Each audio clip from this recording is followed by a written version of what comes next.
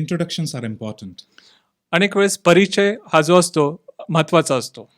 We see that a good speech always starts with a good introduction. एखादं संभाषण नेहमीच एखाद्या चांगल्या परिचयानेच त्याची सुरुवात होते. And so does a book and a report. आणि एखादं पुस्तक किंवा एखादा रिपोर्ट त्याची सुरुवात नेहमीच एका चांगल्या प्रस्तावनेने किंवा एका परिचयाने होते. And when we face interviews, most of the times the first question that is asked, introduce yourself to us. आणि एखाद्या इंटरव्ह्यूला जेव्हा आपण जातो तर तेव्हा पहिला प्रश्न विचारला जातो की इंट्रोड्यूस युअर सेल्फ किंवा तुमच्याबद्दल आम्हाला काहीतरी माहिती द्या. Even our social media profiles have a brief introduction about our lives. आणि आपल्या सोशल मीडियावर पण आपण बघतो की आपल्या वैयक्तिक जीवनाची एक व्याख्या तिथे लिहायला आपल्याला ते सांगतात. So we see introductions are very important in our lives. आणि परिचय आपल्या जीवनासाठी एक अतिमहत्वाचा भाग आहे. Our Lord God is a God who loves to introduce himself to us. आणि आपला देव जो पवित्र परमेश्वर आपल्याला त्याचा परिचय देण्यासाठी नेहमी उत्सुक असतो. And we very well see that starting from the first book of the Bible in Genesis.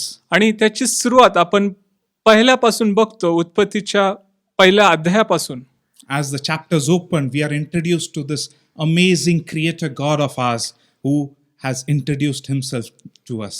आणि आपण जेव्हा उत्पत्तीचा पहिला अध्याय बघतो की आपल्याला तिथं देवाचा अद्भुत त्याच्या निर्माण केलेल्या कृत्यांचा अनुभव, त्याचा परिचय आपल्याला तिथे होतो. In the burning bush, we saw God introducing himself to Moses as the great I am.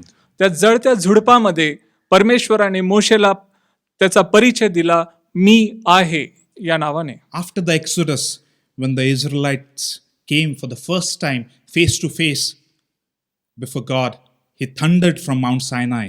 आणि जेव्हा इस्रायल लोक त्या सिनाय पर्वतावर त्याच्या देवाच्या समोर आले तेव्हा त्याने गडगडांसह त्याचा परिचय तिथे दिला. And God introduced himself to the Israelites, saying, I am the Lord your God who brought you out of Egypt.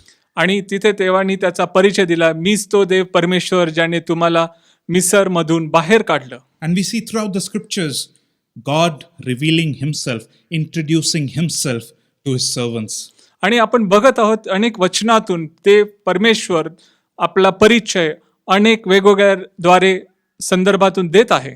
He introduced himself through his word, through visions, through dreams, and through revelations. आणि परमेश्वर त्याचा परिचय स्वप्नातून संदेष्टांच्या द्वारे एका उद्देशाने प्रत्येकाला तो देत आहे.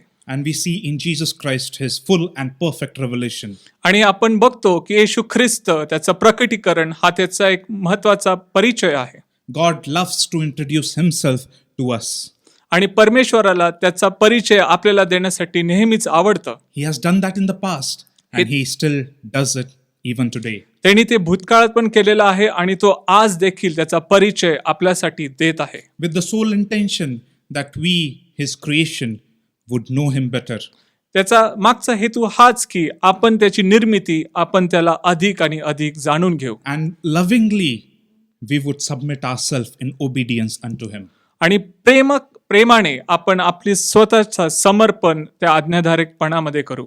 But one important thing that we notice in the scriptures is God just doesn't introduce himself, but he also introduces other people to us. आणि परमेश्वर फक्त आपल्याला त्याचा संदर्भ देत नाही तर परमेश्वर त्याच्या लोकांचा परिचय सुद्धा त्याच्याद्वारे तो देत आहे. And that this is so well reflected in the first book of Job itself, when Job is introduced by God to none other than Satan himself. आणि आपण याचा संदर्भ बघतो इयोबाच्या पुस्तकामध्ये, जिथे देव परमेश्वर स्वतः इयोबाची ओळख सैतानाला देत आहे. And we see even the introduction of Jesus that God the Father gives during his baptism and during the transfiguration. आणि येशू ख्रिस्ताच्या बाप्तिस्माच्या वेळी आणि त्याच्या रूपांतरणाच्या वेळी शुभवर्तनात परमेश्वर त्याच्या पुत्राचा येशू ख्रिस्ताचा परिचय तिथे देत आहे. And today we will be focusing on one such remarkable introduction today in our meditation. आणि आज आपण एक उल्लेखनीय परिचयाच्या भागामध्ये आज आपण बघणार आहोत. And that is of David. आणि तो म्हणजे दावीद. When we think about David, immediately the picture of his triumph over Goliath comes before our mind. आणि जेव्हा आपण दाविदाचा विचार करतो आपल्या मनात पहिलं क्षण येतो तो म्हणजे गोलियाताबरोबर झालेलं त्याचं ते युद्ध. And we are reminded of so many marvelous victories that David led and David fought on God's behalf. आणि आपण जेव्हा दाविदाचा उल्लेख करतो आपल्याला आठवण येते की त्यांनी किती प्रसिद्ध युद्ध देवाच्या मदतीने देवाच्या योजनेने इस्रायलसाठी त्यांनी जिंकलेले आहेत. But the introductions that we are looking today, this morning, these two introductions happened so many years before David was formally introduced to the people of Israel. आणि आज आपण एका अशा परिचयाचा भाग बघणार आहोत जेव्हा दावीद स्वतः त्याचा परिचय देण्याच्या आधी इस्रायलच्या लोकांसाठी त्याची तयारी झाली होती. Long before he became known as the giant killer of Goliath. खूप पूर्वीच तो त्या गल्ल्याथाचा वध करणारा म्हणून त्याची ओळख झाली होती. These introductions even before his name appears in the Bible. हे त्याचं नाव बायबलमध्ये येण्याच्या आधीच त्याचा परिचय पवित्र शास्त्रामध्ये उल्लेखला होता. So let's look at the first introduction of David in 1 Samuel chapter 13 verses 14. आपण बघूया दाविदाचा उल्लेख याचा संदर्भ आपल्याला पाहायला मिळतो पहिले शमूएल याचा 13वा अध्याय वचन 14. 1 Samuel chapter 13 verse 14. पहिले शमूएल याचा 13वा अध्याय आणि 14वा वचन. The word of God says, "But now your kingdom will not endure. पण आता तुझे राज्य कायम राहावयाचे नाही. The Lord has sought a man after his own heart, परमेश्वराने आपल्यासाठी आपल्या मनासारखा मनुष्य धुंडून त्यास आपल्या लोकांचा अधिपतीस नेमले आहे. and appointed him leader of his people, because you have not kept the Lord's command." कारण परमेश्वराने तुला केलेली आज्ञा तू पाळली नाहीस. This is the first introduction of David, an anonymous introduction. आणि हे अज्ञात परिचय दाविदाचा इथे आपल्याला पाहायला मिळतो. And this was delivered by prophet Samuel as a verdict to reject the kingship of Saul. आणि हा एक निर्णय शमूएलाने जो शौल राजा होता ज्यांनी देवाचा नकार केला त्याच्याबद्दल हा होता. There are two purposes that this verdict, this verse addressed. One was the rejection of Saul as the king of Israel.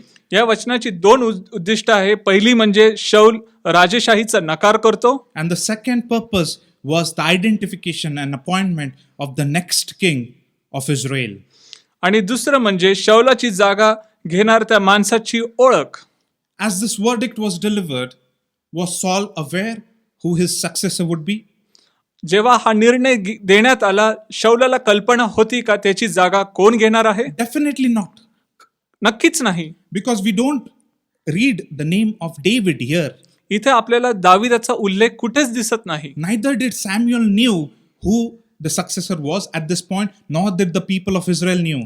इस्रायलच्या लोकांना किंवा शमूएलला पण माहित नव्हतं की परमेश्वर इथे कोणाला नेमणार आहे. In fact, even David, who must have been in his early teens at this point of time, did not know that he was to be the next king of Israel. जेव्हा दावीद त्याच्या लहान वयामध्ये होता त्याला सुद्धा कल्पना नव्हती की तो पुढे जाऊन इस्रायलाचा अभिषिक्त राजा होणार आहे. No one else knew, but only God knew the chosen one. कोणालाच माहिती नव्हती, फक्त देवाला त्याची खात्री होती. No one else knew, but only God knew David. कोणालाच याची कल्पना नव्हती, पण देवाला दाविदाची ओळख होती. The same introduction of David we find repeated again in the New Testament in the book of Acts chapter 13 verse 22. आणि दाविदाचा हा जो परिचय आहे तो आपल्याला पुन्हा एकदा पाहायला मिळतो नवीन करारामध्ये प्रेषितांच्या कृत्यांमध्ये. And Acts chapter 13 verse 22. प्रेषितांचे पुस्तक याचा 13वा अध्याय 22वा वचन. And we see Paul speaking about how God was feeling about David, and he says in those verses, after removing Saul, he made David their king.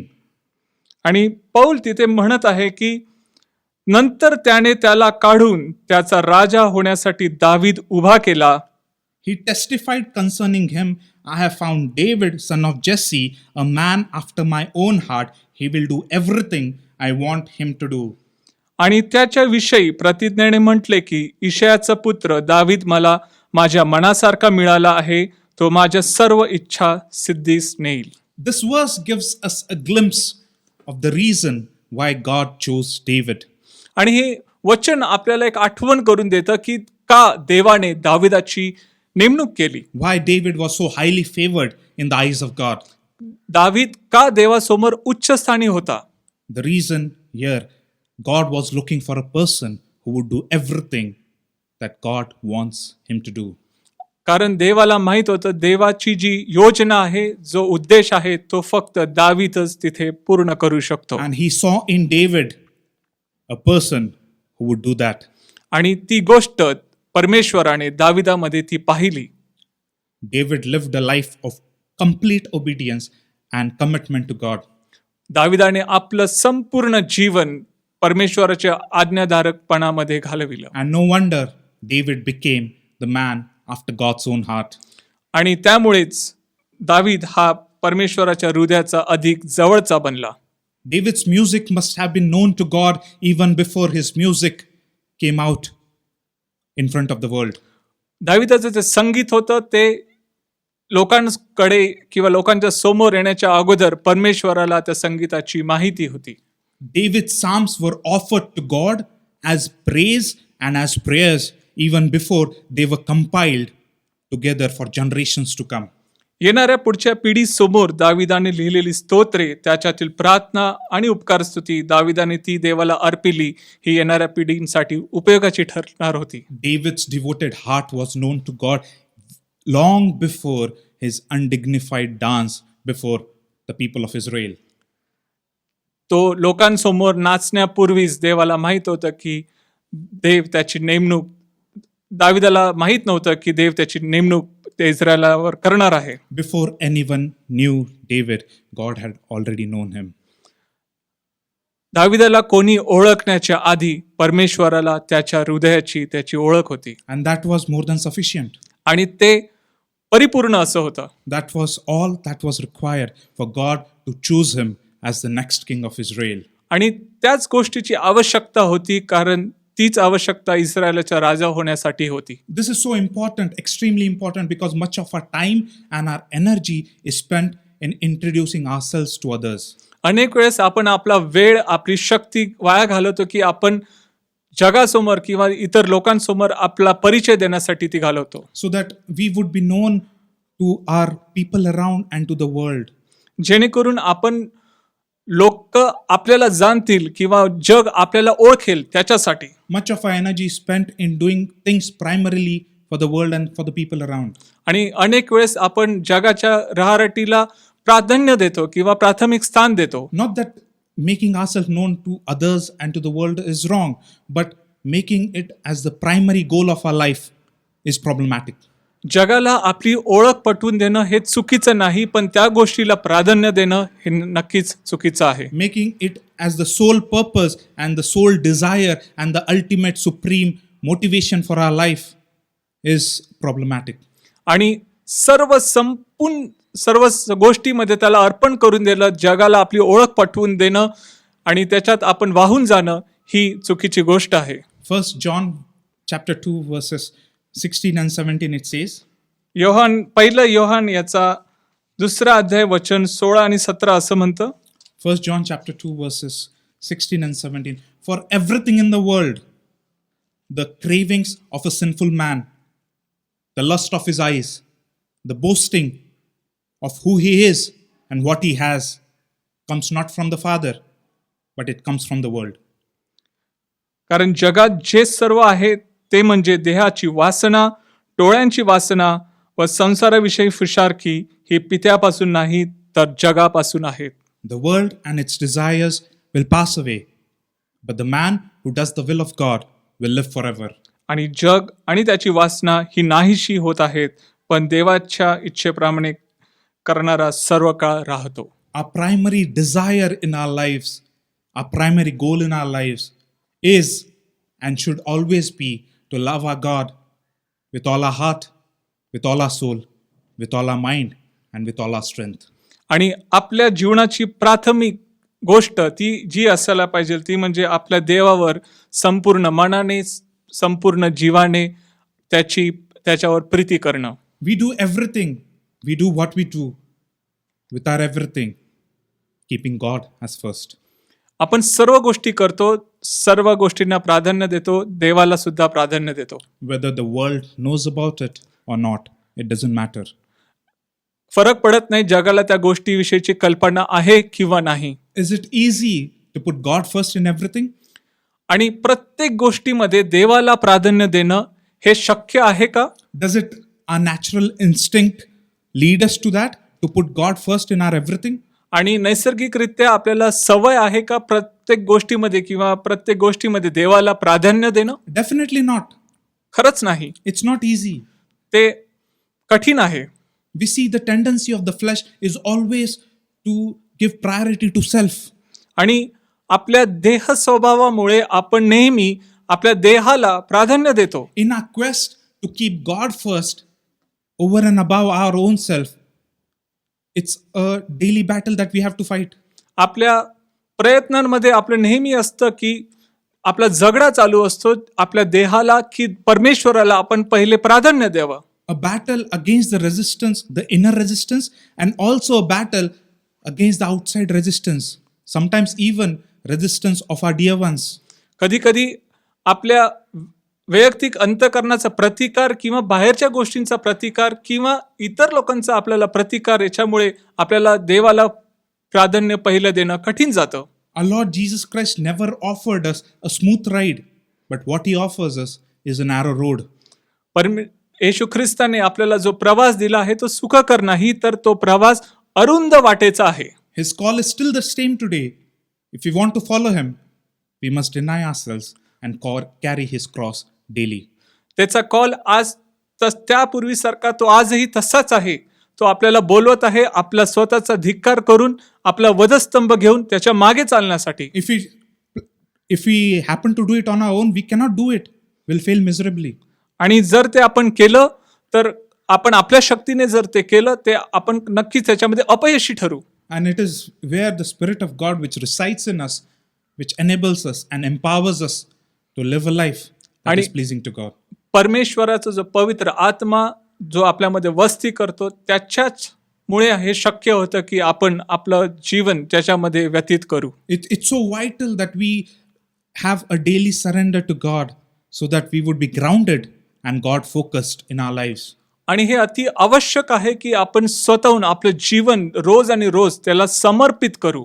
It's a daily choice that we have to make आणि to he put God first. आणि ही रोजची निवड आहे की आपण आपलं जीवन देवाला समर्पित करू. So we see the first introduction of David.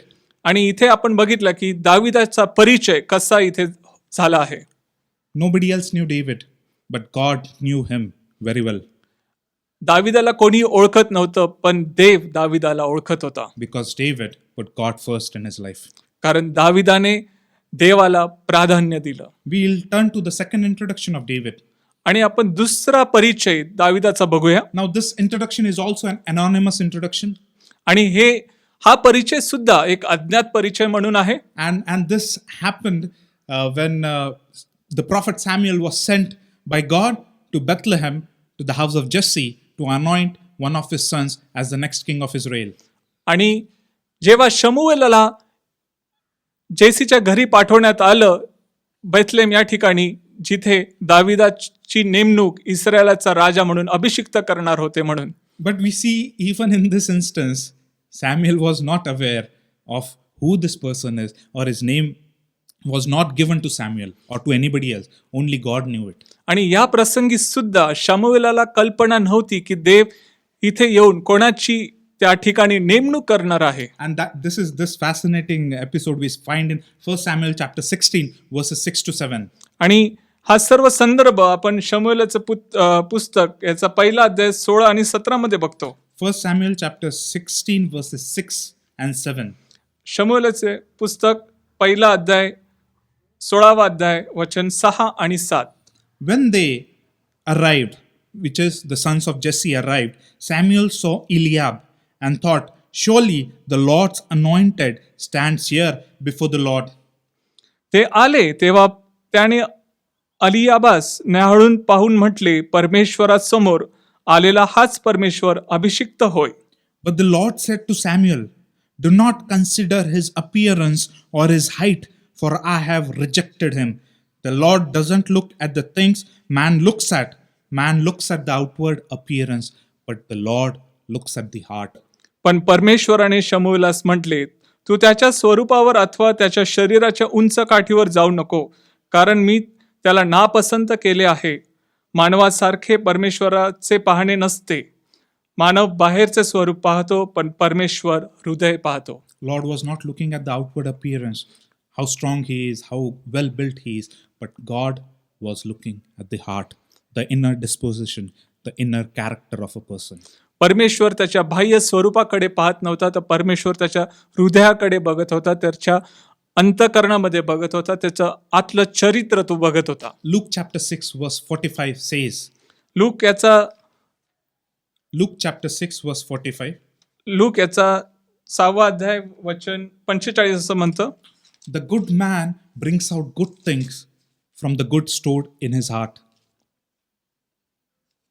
Luke chapter 6 verse 45.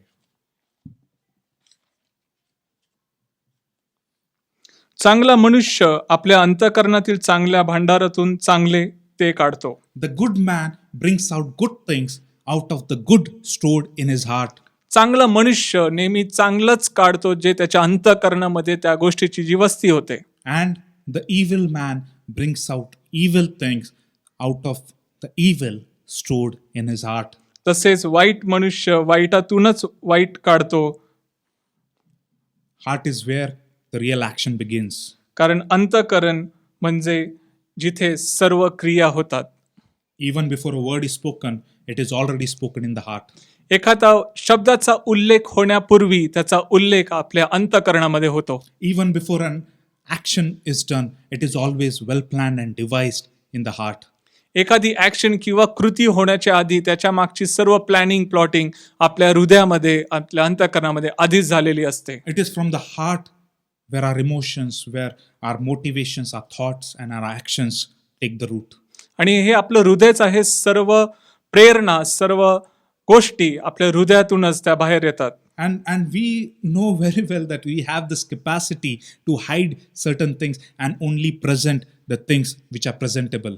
आणि आपल्याकडे काही अशा क्षमता आहेत आपल्या अंतकरणामध्ये, ज्या गोष्टी आपण लपवून ठेवतो आणि ज्या गोष्टी सादर करायच्या आहेत त्याच गोष्टी आपण सादर करतो. Some of the deep dark secrets we don't want to reveal, and so those get stored up in the heart. And only some good things, some outward things are presented. आणि अनेक वेळेस आपल्या अंतकरणातल्या ज्या खोल, काळ्या, कडद, ज्या अंधकारमय ज्या सिक्रेट्स आहेत ते आपण लपवून ठेवतो आणि जगासमोर आपण दुसऱ्या गोष्टी किंवा विभिन्न गोष्टी जगासमोर सादर करतो. It's like that Hindi proverb, right? खाने के दांत अलग और दिखाने के दांत अलग. आणि त्या हिंदीतल्या म्हणीप्रमाणे आहे, खाने के दांत अलग और दिखाने के दांत अलग. Through one's appearance, outward appearance, one can very well fool people around, but cannot fool God. आणि अनेक वेळेस आपल्या बाह्य रूपाद्वारे आपण लोकांना फसवू शकतो, पण देवाला त्याची कल्पना असते. Because God knows the heart, He knows the real intentions. कारण परमेश्वराला अंतकरण ठाऊक असतं आणि अंतकरणातल्या त्या भावना माहीत असतात. With flattery, one can deceive people around, but cannot deceive God, because God knows the real unspoken words of the heart. एखादा व्यक्ती कोणाला धोका देऊ शकतो, पण परमेश्वराला तो धोका देऊ शकत नाही, कारण परमेश्वराला त्याचं अंतकरण माहीत असतं. God is the master searcher of human heart. आणि देव हा हृदय शोधणारा, अंतकरण शोधणारा देव आहे. And nothing is hidden from His eyes. Both what is presented outside and what is not presented is known to Him very well. आणि त्याच्यापासून काहीच लपवलं जात नाही. इवन जर आपण काही गोष्टी लपून ठेवल्या किंवा काही गोष्टी त्याच्या समोर मांडल्या, दोन्ही गोष्टी त्याला ठाऊक असतात. A heart that is devoted to God will do things which please God. जे हृदय देवाला समर्पित केलेलं असतं ते हृदय नेहमीच देवाला संतुष्ट करणारं असतं. And that is what exactly we find David doing. आणि तेच आपण बघतो की दाविदाने तीच तयारी केली. David's heart was such a heart that pleased God. आणि दाविदाचं हे हृदय होतं जिथे परमेश्वरा ते संतुष्टी देणारं होतं. At a very young age, David had devoted his heart to God and allowed God to fill it, allowed God to fill his heart.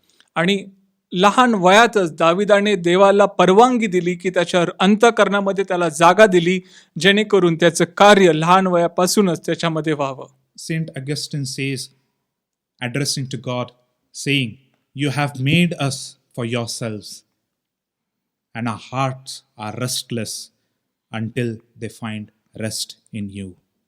संत अगस्तीन असे म्हणतात, तू आम्हाला स्वतःसाठी बनविलेस आणि जोपर्यंत तुझ्यामध्ये विश्रांती मिळत नाही तोपर्यंत आमची अंतःकरणे अस्वस्थ आहेत. You have made us for yourselves.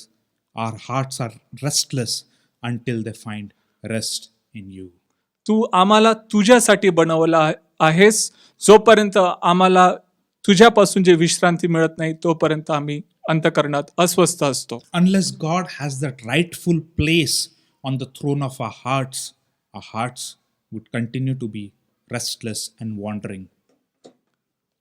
जोपर्यंत आपल्या अंतःकरणाच्या सिंहासनावर देवाला उच्च स्थान नाही, आपली अंतःकरणे व आपले जीवन कधीही भटकंत व अस्वस्थच राहतील. Jesus warned us that a life that is swept clean and put in order, if it is not filled with the presence of God, that life is prone to evil attack. जर आपण आपलं जीवन स्वच्छ ठेवलं आणि रिकामं ठेवलं पण देवाला तिथे उपस्थितीचं स्थान दिलं नाही तर तिथे सैतानाचा शिरकाव किंवा वाईटाचा शिरकाव नक्कीच होतो. A life that is devoid of God's presence is very much prone to an evil attack.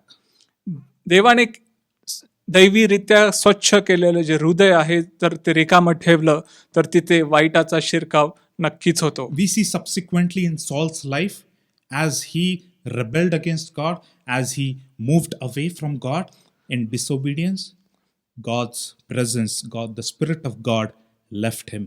आणि आपण बघतो की शौलाच्या जीवनामध्ये तो देवाचा धिक्कार करू लागला, देवाने सुद्धा त्याला नाकारलं आणि या सर्व गोष्टींचा समावेश त्याच्या जीवनामध्ये आपण बघू शकतो. And this departure of the Spirit of God was very much evident in Saul's life, in his words and his actions. आणि हे आपल्याला स्पष्ट दिसतं की शौलाच्या जीवनातून परमेश्वराने जाऊन त्याला एकटं सोडलं होतं.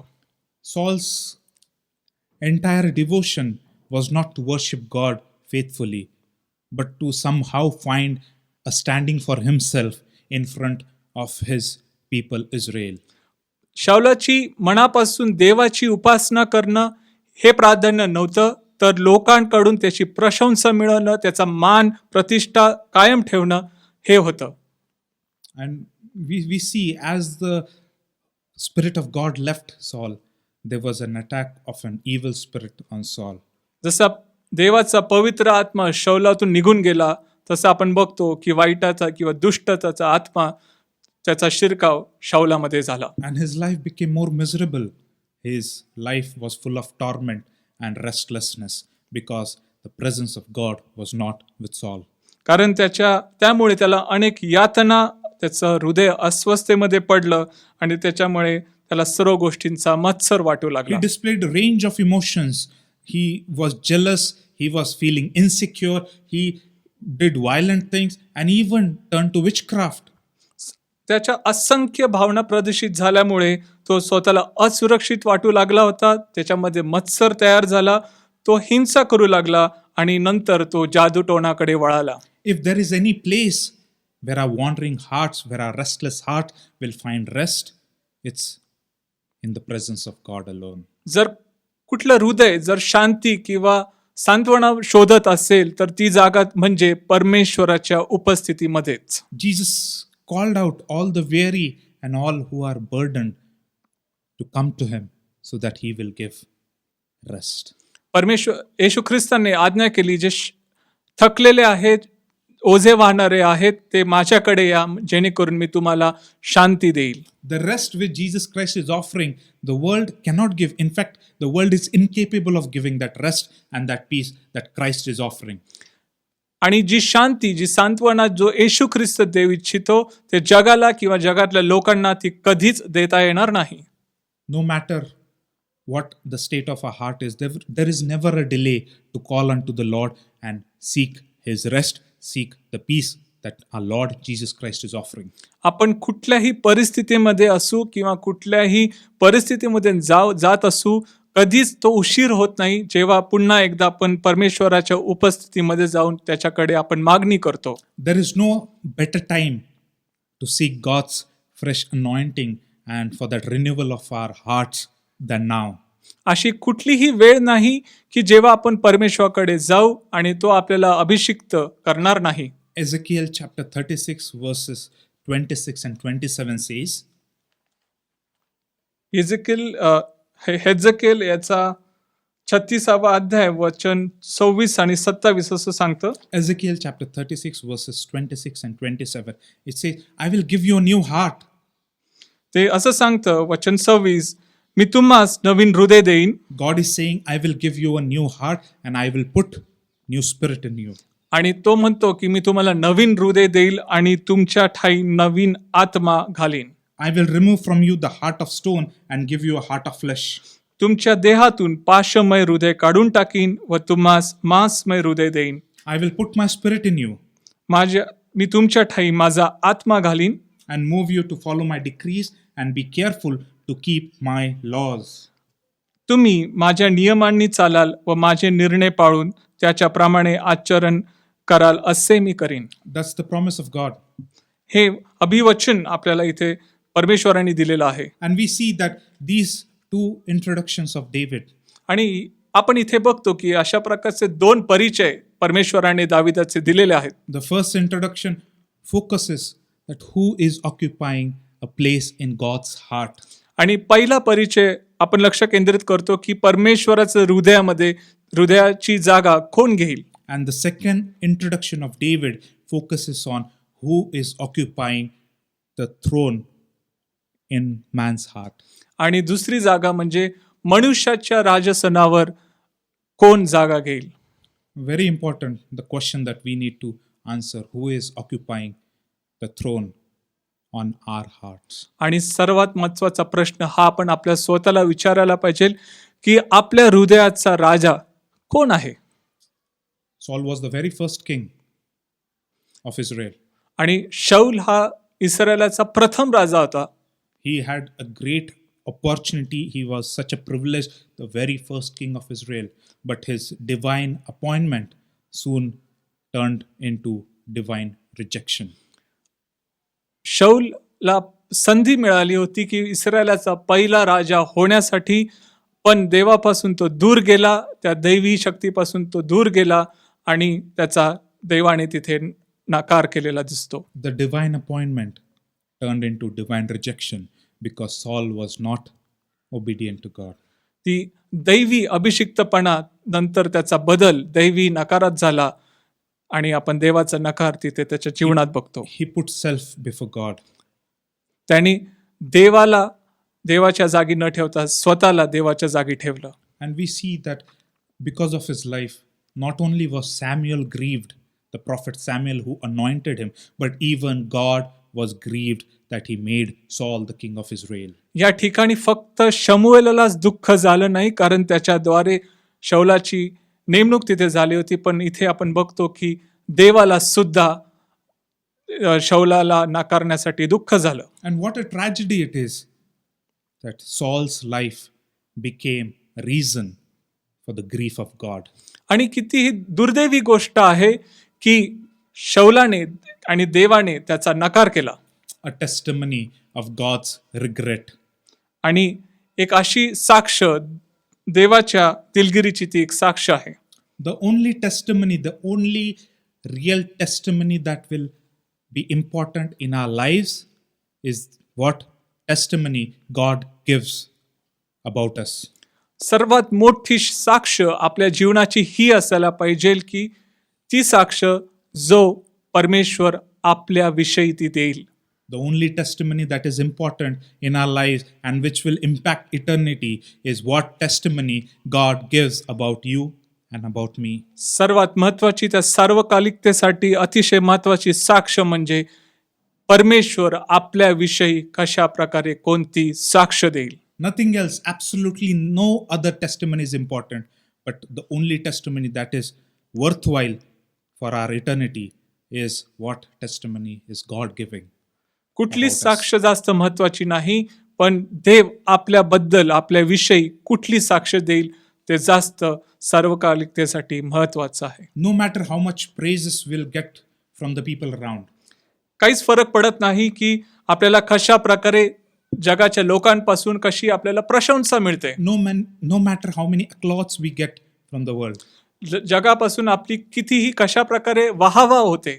no matter how many likes and comments we get from our followers, अनेक वेळेस आपल्या फॉलोअर्स मधून येणाऱ्या कमेंट्स असतात, त्याच्यावर ते निर्भर राहत नाही. but what will matter for our eternity is what God testifies about you and me. सर्वात महत्वाचं आपल्या सार्वकालिकतेसाठी काय टिकणार आहे ते म्हणजे देव आपल्याबद्दल कुठली साक्ष देणार. What kind of testimony is God giving today about our lives? देव आपल्या जीवनाविषयी आज आपल्याबद्दल कुठली साक्ष देत आहे. Was David a perfect man?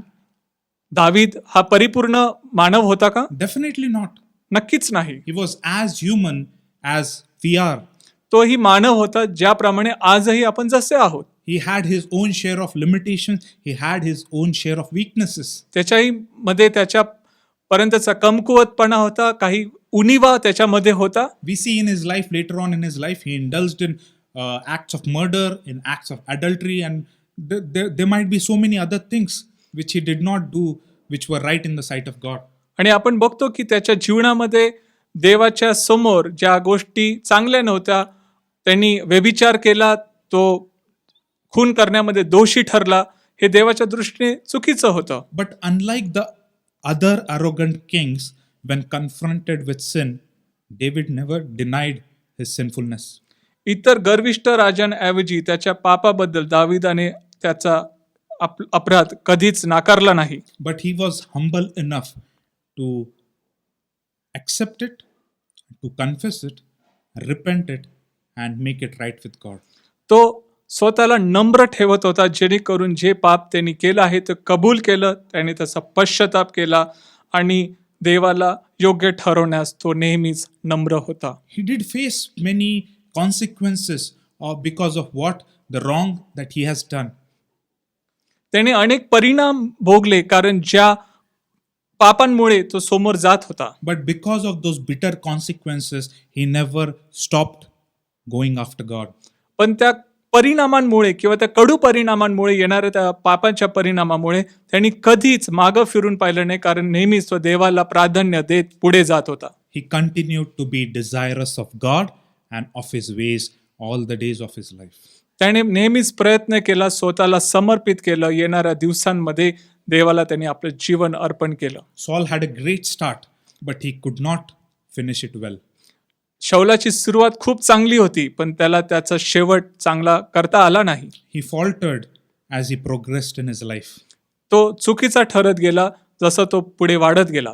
But David, he started well and he ensured that he finished also well. दाविदाने ही खात्री केली, त्याची सुरुवात चांगली झाली आणि शेवटही त्याने त्याचा चांगला केला. He fell many times, but he kept God first, picked himself, repented, keeping God first. He progressed in his life. अनेक वेळेस तो खाली पडला, त्याने पश्चाताप केला, पापाची कबुली केली, पण आपलं जीवन देवाला समर्पित करून तो पुढे चालत राहिला. Ensuring that God always occupied the throne of his heart and life. आणि त्याने नेहमीच प्रयत्न केला, की खात्री केली की परमेश्वर त्याचा हृदयाचा राजा आहे. The life of David is an inspiration for you and for me. आणि दाविदाचं जीवन हे तुम्हा आणि आम्हासाठी एक प्रेरणादायी असं जीवन आहे. Inspiration to keep God first in our everything. एक प्रेरणादायी असं स्थान जिथे देवाला आपल्याला प्रथम स्थान देणं आहे. Because it has to be the primary purpose of our lives to do the will of God. कारण हा आपला प्राथमिक उद्देश असायला पाहिजे की आपण देवाची इच्छा पूर्ण करू. To strive for his presence, because only in his presence are we made whole. आणि आपल्याला ती भूक असायला पाहिजे की देवाच्या उपस्थितीमध्ये आपण नेहमी वाढू and to keep God enthroned in the heart, in our hearts, so that our wandering and restless heart will find rest only in the Lord. आपल्या हृदयामध्ये आपल्या हृदयाच्या राजस्थानावर देवालाच ते स्थान दिलं पाहिजे जेणेकरून आपलं अस्वस्थ हृदयामध्ये आपल्याला शांती आणि सांत्वना प्राप्त होईल. Shall we pray? आपण प्रार्थना करू. Thank you, gracious Lord, for your word this morning. परमेश्वर पित्या तुझे आभार मानतो या सुंदरशा वचनाबद्दल. Lord, you are looking for our heart, Lord. परमेश्वर तू आमचं हृदय शोधत आहेस. And this morning we submit our hearts to you, Lord. आज सकाळी परमेश्वरा आम्ही आमचं हृदय तुला पुन्हा एकदा समर्पित करत आहोत. Lord, many times we fail you, Lord. अनेक वेळेस परमेश्वरा आम्ही तुला अपयशी ठरवतो. But Lord, this morning we once again submit and surrender our hearts and invite you to be enthroned once again in our hearts and over our lives, O Lord. परमेश्वर आज आम्ही तुला बोलवतो की आमच्या हृदयाचा तू पुन्हा एकदा ताबा घे. त्या हृदयाचा वर तू राजस्थान हो जेणेकरून आमच्या जीवनाचा आणि आमच्या हृदयातल्या मनांचा तू राजा होशीस. Help us, O Lord, to keep you first in our everything, O Lord, and through our words, through our actions, through our meditation, O Lord, to please you, continue to look to please you and to glorify you, O Lord. परमेश्वर प्रार्थना करतो आमच्या हृदयाचा तू ताबा घे जेणेकरून आमचं जीवन तुला संतुष्ट देणारं असेल. आमच्या जीवनामध्ये आमच्या मननामध्ये आम्ही तुलाच प्राधान्य देऊ म्हणून. Thank you, Lord, for your word. तुझ्या वचनाबद्दल आम्ही तुझे आभार मानतो. In Jesus' name we pray. येशूच्या नावात मागतो. Amen. आमेन.